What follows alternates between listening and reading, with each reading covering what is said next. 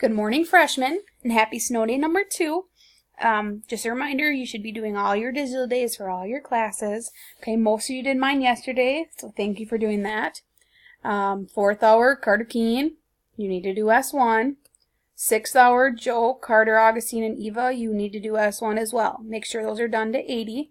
It's not very hard, but if you need help, make sure you let me know. Today's IXL will be S2 to 80.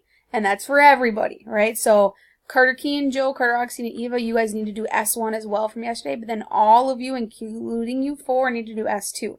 And I'll go over a couple examples here for S2. S2, it's just going to ask about areas and rectangles and squares. So remember, for the area of a rectangle and square, all it is base times height. So for this example in a square, we know all the sides are the same. So if this is 2, then this is 2. So 2 times 2 is 4. Here's a rectangle, so we just take base times height. So 4 times 5 is 20. Another one, 14 times 11. I don't know on top of my head, but let's see here. Is 154.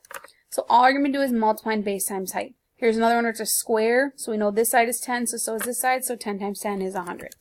Okay, it'll be this way all the way till around 70, and then around 70 it'll stop giving you pictures just like yesterday, and it'll write it out instead. So just read it.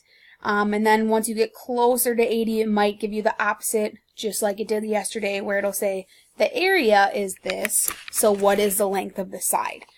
So just work backwards and solve that.